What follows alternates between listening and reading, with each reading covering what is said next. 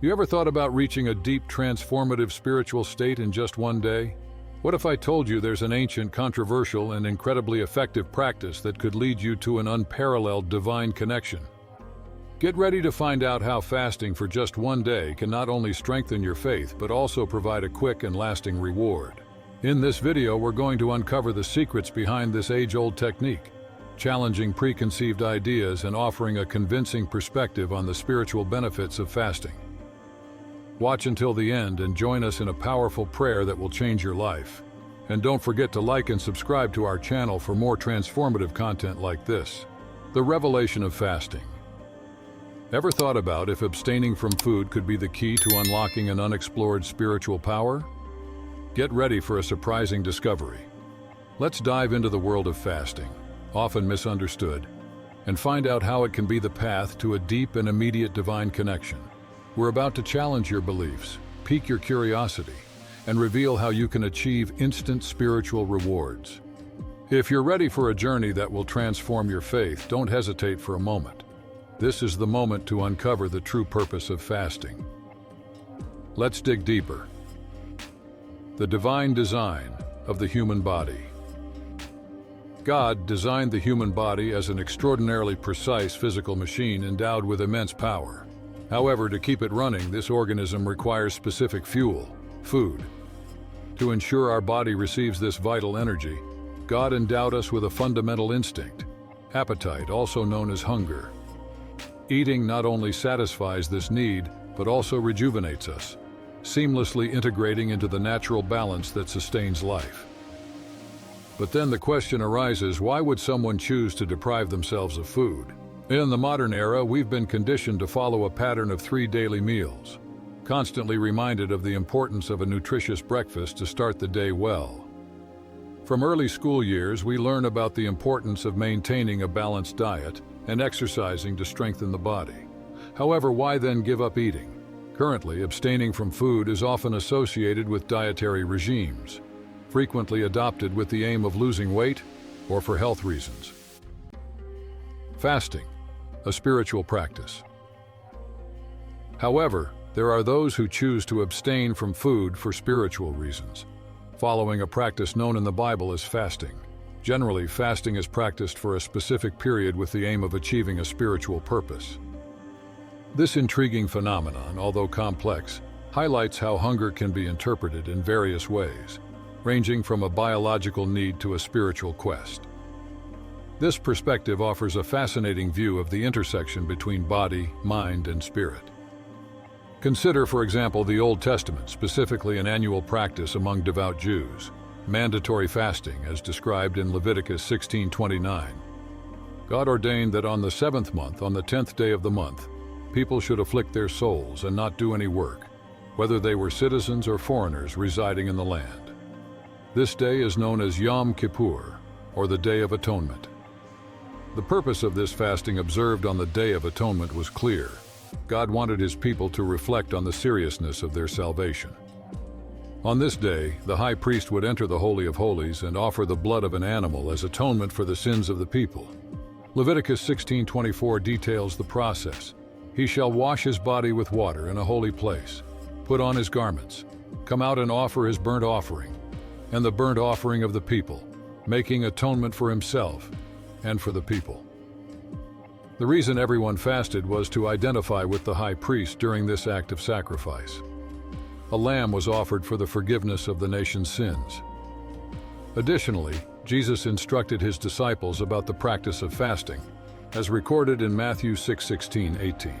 He instructed, "When you fast, do not look somber as the hypocrites do, for they disfigure their faces to show others they are fasting. Truly I tell you, they have received their reward in full. But when you fast, put oil on your head and wash your face." The essence of genuine fasting.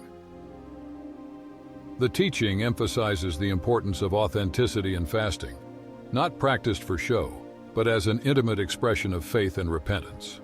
This practice, both in historical and spiritual contexts, provides profound reflection on the connection between sacrifice, forgiveness, and personal renewal. Thus, fasting remains as a discrete act, seen only by the Father who is hidden, and the Father who sees what is done in secret, will reward you.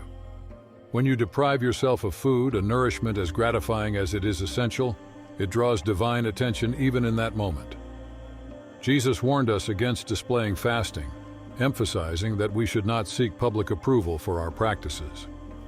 He stressed that fasting is a legitimate spiritual discipline, saying, "When you fast." This indicates that it is an act of temporarily renouncing a physical desire, such as food, for a greater spiritual need. Instead of indulging in food, dedicate yourself to secret prayer, seeking divine intervention. However, if the motivation to avoid food is solely for others to admire your spirituality, then their recognition will be the only reward you receive. Concerns arise when considering fasting for the first time. The idea of going without food for a period can be daunting. With our routine of 3 daily meals, many wonder if they will feel hungry and how they will cope with associated pains. Other concerns include the ability to persevere without giving in to temptations, like the suggestion that a chocolate bar could be the solution to an afternoon energy slump. Fasting and social perception. There is also concern about how fasting may be perceived socially. Will my friends find it strange if they discover I'm fasting? The answer to this is simple. Fasting is a personal and spiritual practice that, when done with the right intention, transcends concerns about others' perceptions and focuses on strengthening the spirit and seeking a deeper connection with the divine. You will not fast to impress your friends, and often you won't even share it with them, as instructed by Jesus. When you fast, do not look somber as the hypocrites do, for they disfigure their faces to show others they are fasting. Truly, I tell you, they have received their reward in full. But when you fast, put oil on your head and wash your face, so that it will not be obvious to others that you are fasting, but only to your Father who is unseen. And your Father, who sees what is done in secret, will reward you openly. Matthew 6:17-18. This guidance serves as a reminder that we should not turn our religious practice into a spectacle for others. Fasting is, ultimately, a personal and intimate commitment between you and God, often carried out in privacy. However, there are occasions when fasting is done communally. For example, in biblical history, Ezra fasted with 4,000 people to address an issue, and Esther asked all believing Jews to fast for divine intervention. These examples show how fasting can also be an act of unity and solidarity among the faithful, shared in pursuit of a common purpose. Additionally, every year in May, Christians are invited to come together on the National Day of Prayer and Fasting. This event serves as a time for believers to gather both in prayer and fasting, to reflect and seek divine guidance and intervention in their lives and society.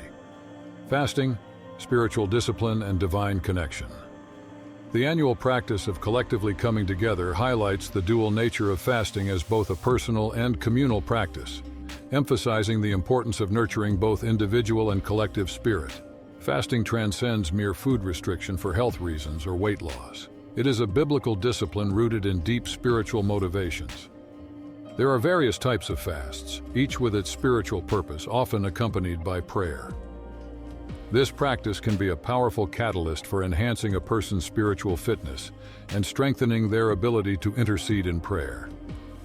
Many may think that the Christian life does not require discipline, but in reality, it is through spiritual exercises that we build our strength as soldiers of Christ. We are called to be versatile in various spiritual disciplines, and fasting is one of them.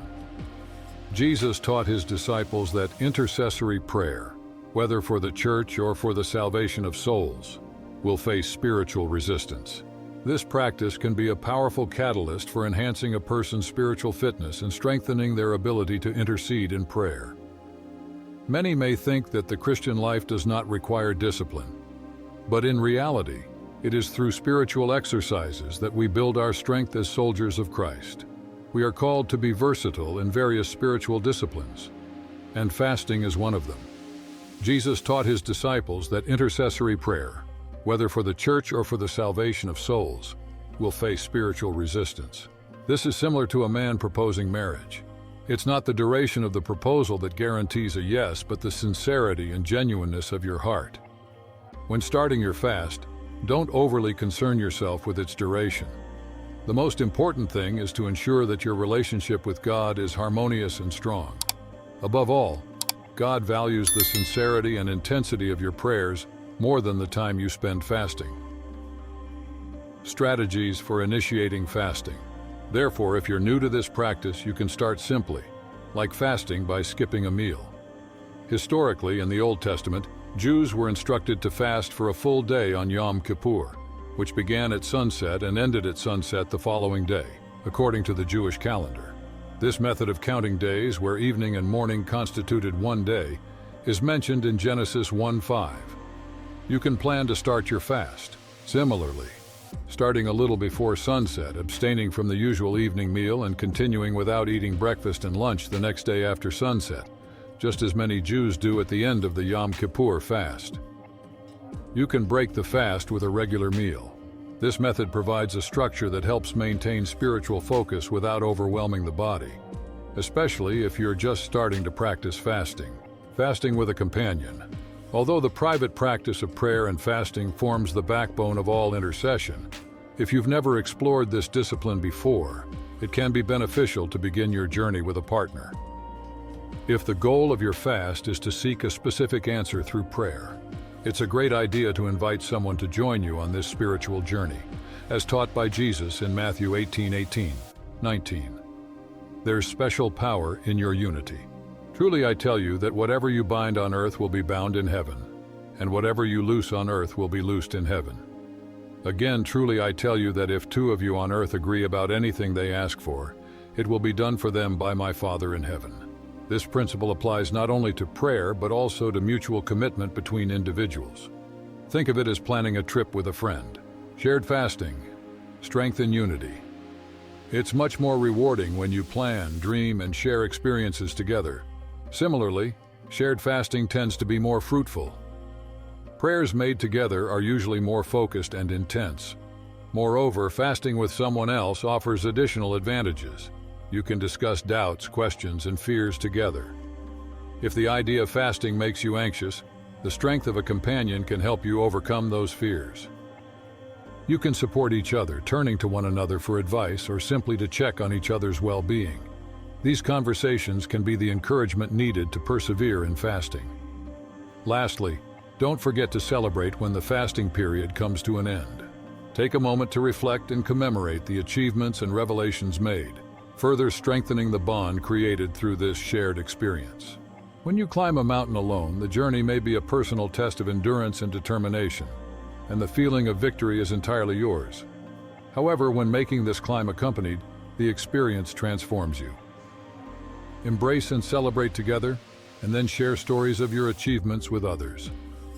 Similarly, upon completing a fasting period with friends or prayer partners, the sense of joy is amplified by the shared experience, making the taste of victory even sweeter.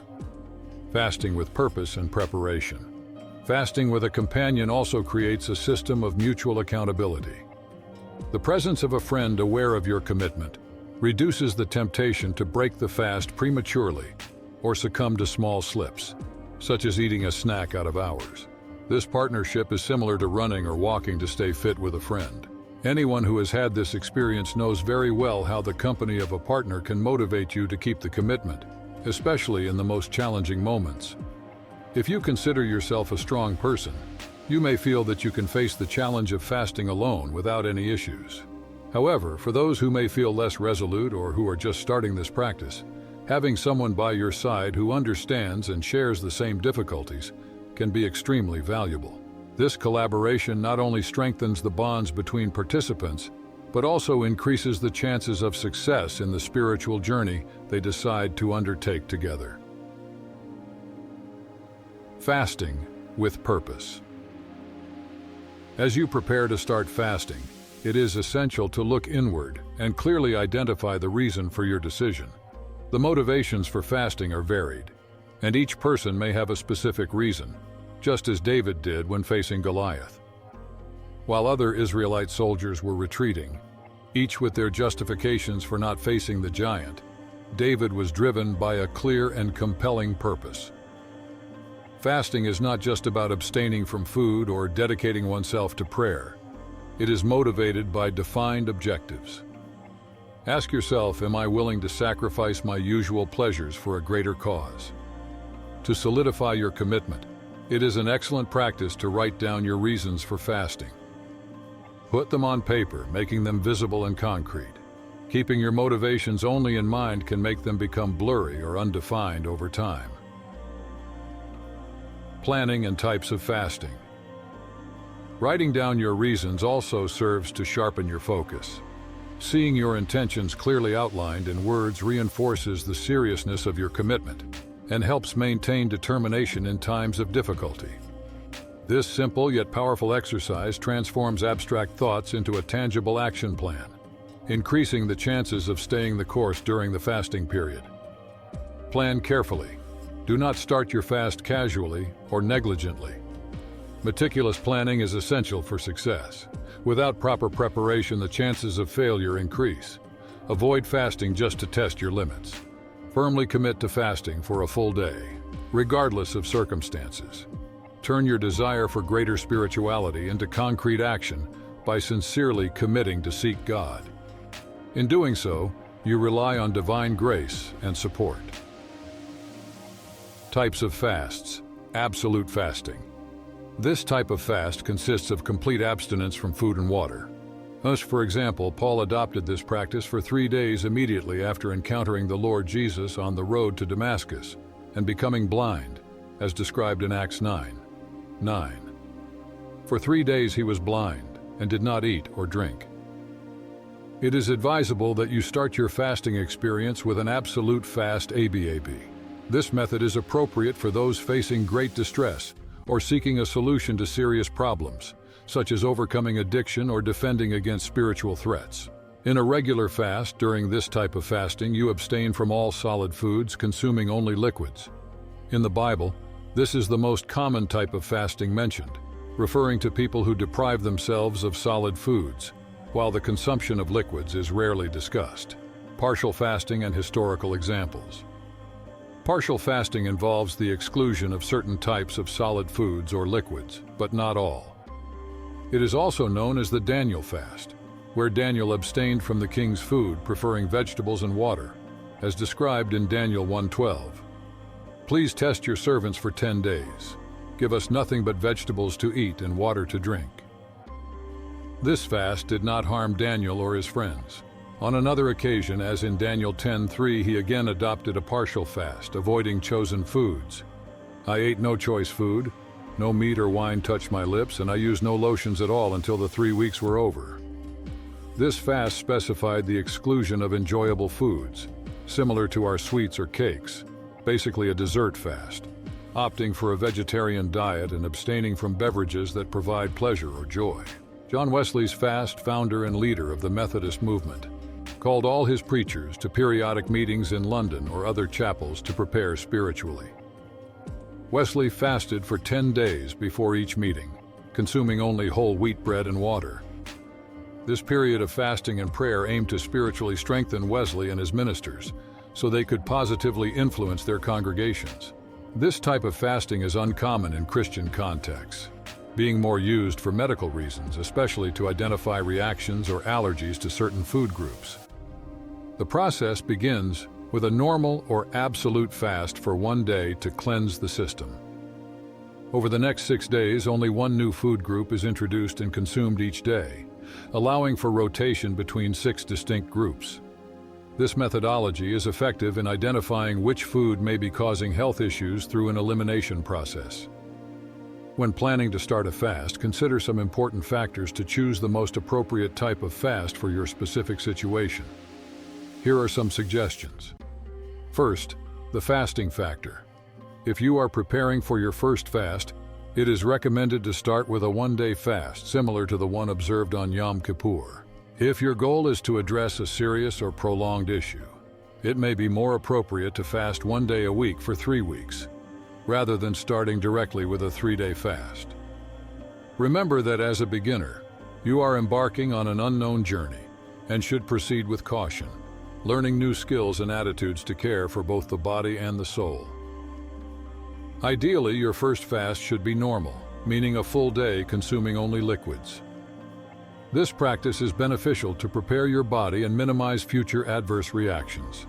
If you decide to advance to stricter fasts, which include total abstinence from food and liquids, it is important to align the purpose of your fast with the chosen type. Opt for a normal fast for routine requests and a stricter fast for more serious issues. Comfort factor.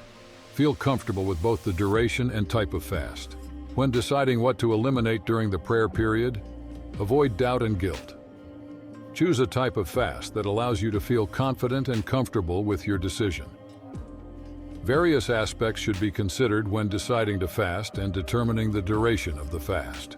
Assess your weekly schedule and identify the least suitable days for fasting. Consider future special events where fasting may not be advisable, such as holidays or weddings. When starting out, avoid prolonged fasts as it is important to understand how your body and emotions will react. Starting with a one-day fast is a good beginning, regardless of the type of fast chosen as your first. Remember that it is an act of faith. God recognizes your intention and will reward you as needed. In our prayer, we ask God for wisdom to understand the spiritual purpose and benefits of fasting, reminding ourselves that it is not only the deprivation of food that brings us closer to Him, but also the sincerity of our hearts and the desire for a deeper connection through prayer. May we fast not to be seen by others, but to seek the presence and guidance of God in our lives, but to be seen by the heart of God, who watches us in secret and rewards openly. We thank the Lord for the strength and discipline that fasting provides us, teaching us to depend more on Him and less on ourselves. I invite you to pray with me at this moment. Close your eyes. Lord, in this moment of reflection and gratitude, we want to express our deep gratitude for granting us the opportunity to explore the mysteries and blessings of spiritual fasting. We thank you for guiding us through this path of spiritual growth and for granting us the strength and discipline needed to persevere. May each of us find peace, clarity, and renewal in our journey of faith.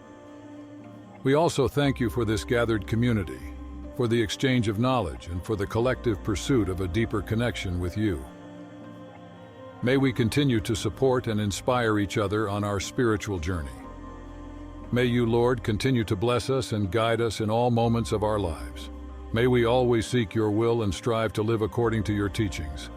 May each fasting experience strengthen us and bring us closer to you. We accept these blessings with gratitude in our hearts. Amen.